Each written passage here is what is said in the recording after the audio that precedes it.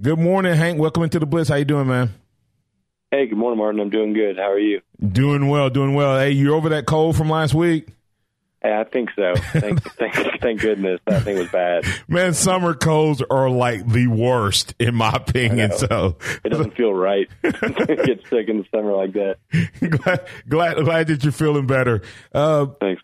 Yeah. Hey, last week we were talking. Alabama had a big recruiting weekend coming in, of course, headlined by Nakobe Dean, the number one inside linebacker out of Mississippi. Give us a rundown, a breakdown of how that visit went for him as well as some of the other recruits, and what did you hear from those guys when they were leaving campus? Yeah, I think overall it was a really positive weekend for Alabama, and Nakobe Dean specifically. I think it was a huge visit for Nakobe Dean, the nation's number one inside linebacker. It was his first time. Well, he's been on campus 3 times this year thus far, but it was a good chance for Alabama to kind of take back some momentum. It seemed like Georgia and maybe even Texas A&M were gaining in his recruitment. I know his mom spoke really, really highly of Georgia. She said it was the most fun visit she's been on back in May. They had her, Nakobe, his dad, and his sister on campus, and I think they knocked it out of the park with the whole family. His mom might have enjoyed it most from what she was telling us, but overall, really, really good visit for Nakobe.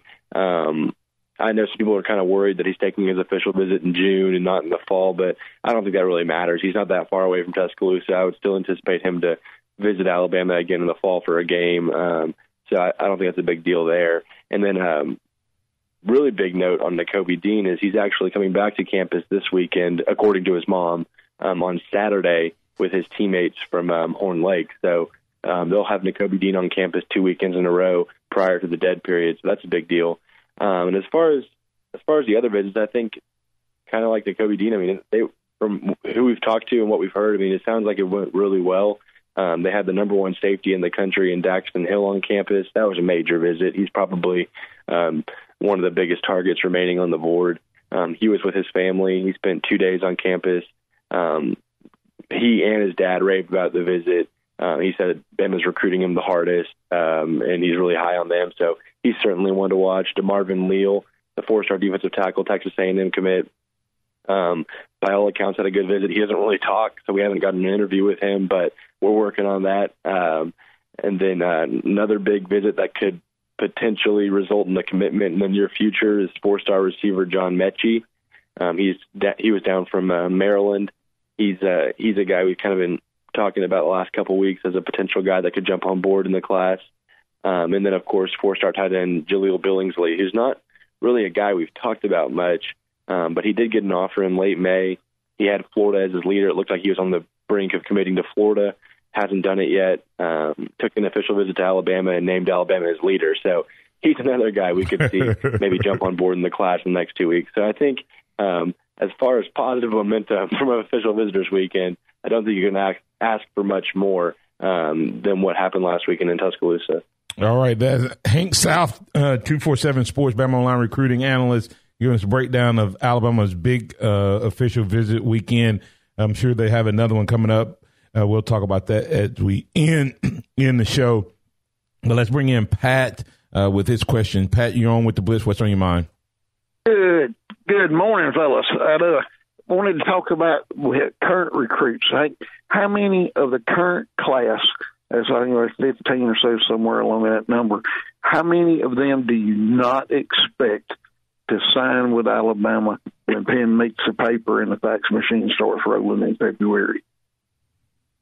Yeah, that's a really good question. It's always I don't think any of the current 16 were really considered reaches at this point. I mean, sometimes guys will commit, and then in December or January we'll see mutual parting of ways, sometimes not so mutual parting of ways. It happens in every recruiting class for every team, every big team like Alabama. So it's kind of hard to tell. You don't want to say, oh, well, this guy won't be in the class, but if you're looking at the commitment list, I think a guy like Rashad Cheney's kind of easy to say maybe, hey, he might look elsewhere. I believe he's starting to take visits again. He's kind of looking around, especially with Alabama taking another defensive lineman and Justin Eboigbe this week. and with the guys still remaining on the board that we've talked about a lot, there's a lot of really talented defensive linemen. And Rashad Cheney is certainly talented. I don't want to say he's not going to be in the class, but I think he's an easy one to kind of point to, saying, hey, maybe he won't end up in the class. Then, of course, Brandon Turnich, who, I mean, I'm not saying he's not going to be in the class. A lot of people think just because he lives in Oxford, Mississippi, he's going to flip to Ole Miss. I don't think anybody would be surprised if that happened.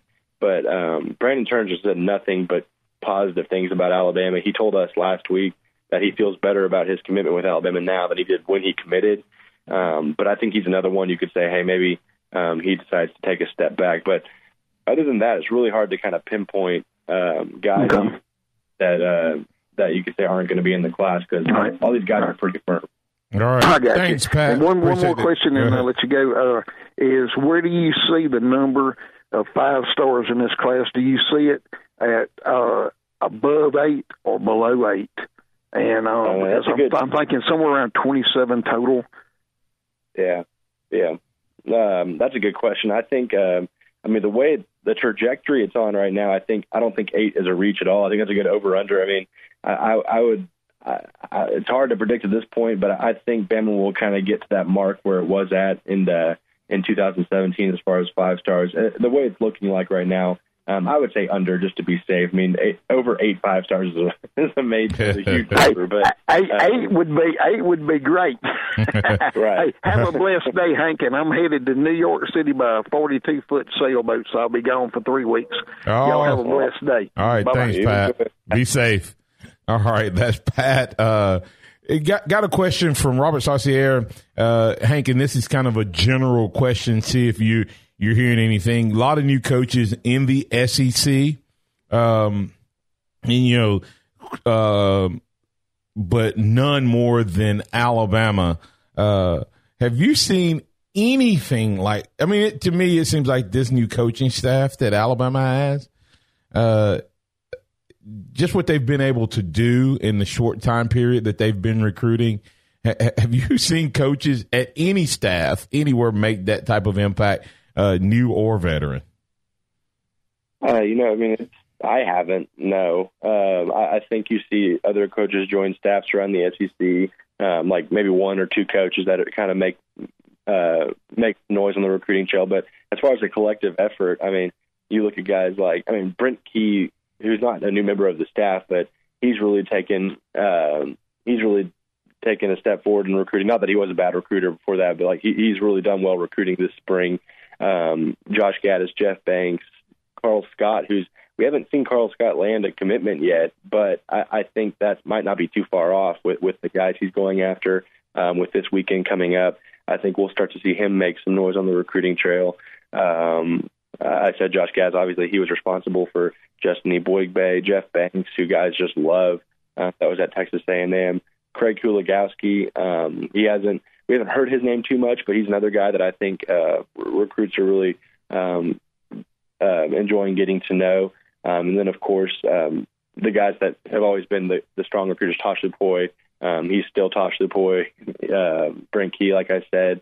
And Joe Panunzio. We haven't really heard his name a lot this spring at all, but he was arguably Alabama's ace recruiter of the 2018 cycle, landing Patrick Surtain and Josh Jobe and those guys. So, I haven't really seen something like this as far as guys that even coached a game on a staff yet to right. get some momentum like this going into the fall. Speaking with Hank South, 247 Sports, Bama Online Recruiting, you've mentioned his name a couple times, and you also mentioned Coach Kuligowski. I think even though Coach Kuligowski wasn't his main recruiter, didn't Coach Kuligowski have an existing relationship out of Miami with Justin Eboigbe, and of course, this young man making his decision to come? How much was that relationship? How much is the current recruiter, and how much is the family ties to Alabama a part of this young man's decision to come play for the Tide? Yeah, I think Justin Eboigbe, he was the first one. We've heard defensive linemen talk about Craig Kuligowski past at Missouri. Miami is a big selling point. Obviously, he coached in Missouri for a lot longer than he did at Miami, and he coached a lot of really talented defensive linemen. But Justin Eboigbe talked about how, the guys he recruited at Miami that he turned into big-time draft prospects weren't really highly touted guys. They were 3-stars, right, 3-star recruits that he turned into high-level players. And so him taking a guy like Justin Boigbe, who's a borderline top 100 player in the country, I mean, that the sky's the limit. And I think he really took notice of that. And he saw a lot of, I think he was the one that said, hey, if he can do that at Miami, he can do that at Alabama too, under Nick Saban. So, I mean, he certainly played a huge role, and he did have a relationship a little bit with Justin Boigbe before he came to Alabama. He offered him from Miami right before he left, and that's kind of been the case. We've seen that with other coaches too. Texas A&M, they got offered by Jeff Banks right before they came, and then Josh Gaddis' prior relationships at Penn State as well. So, I mean, it's certainly these guys are doing big things on the recruiting trail. When you look at where Alabama's headed, they have a secure hold on the number one team. Is this trending? If they can land there's 2 5-star defensive linemen. Ishmael, I think is his name, Softshore, and man, why don't these kids get like a Mike Jones out of, Louisiana, and the big defensive lineman for St. Louis High School as well, Tua's cousin for Tua, and those guys. If he lands those 2 guys and a couple, and Nakobe Dean, is this trending potentially to be his most dominant? May not have the most points. Sometimes you can kind of get skewed, but it seems like all of these guys, when you look at 4-stars, a lot of these 4-stars are on the verge of being 5-stars, and the 5-stars are elite guys. Is this potentially Nick Saban's best recruiting class?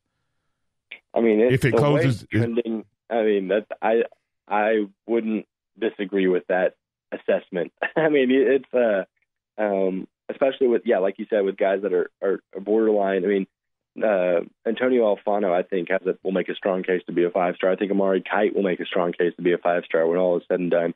And that's not even counting if they're able to land guys like Ishmael Sobshire and Fatua Tuatele, if they're able to land guys like Trey Sanders, Daxton Hill, Darnell Wright, Clay Webb. I mean, it's going to add up quick. I mean, Pat's guess of 8 maybe isn't so far off. So, I mean, I think, and it could be an all-time points leader. So we'll see. We'll have to play around with the class calculator on BamaOnline.com. But, I think if they get these guys that they want, and then Kayvon Thibodeau, the number 1 player in the country, I didn't even mention. He's recruiting real hard. It could be a special class. Wow. So it all with new coaches for the most part. That's what's the crazy part of this whole recruiting story. Hank, tell our listeners what Bama has in store for this weekend in terms of recruiting, and then how they can stay in touch with you.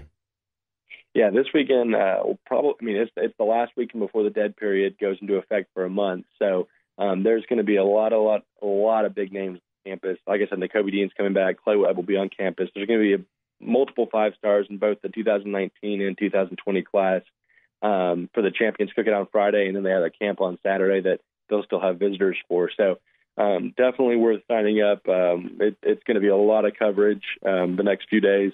You can follow us along at alabama.247sports.com. And you can follow us along. You can follow me on Twitter at HankSouth247, or you can follow our Bama account at BamaOnline247. At BamaOnline247. Follow him personally. That's where I'm telling you to go, is at HankSouth247 is where he tweets out all of his articles. Hank, we're looking forward to another great segment with you, breaking down what's going on with Alabama recruiting. And if you're an Alabama fan, if you listen to this segment each week, you have to be excited about the direction that Nick Saban is taking this program once again, almost like he got revived after a down season. And if that's the case, could he be setting up for a nice 4-year run that will be as good or better than what he's had in the past? And Hank South keeps you in the know on recruiting at Hank South 247. Thanks, Hank. We'll catch up with you next week. Anytime. Thanks, Martin.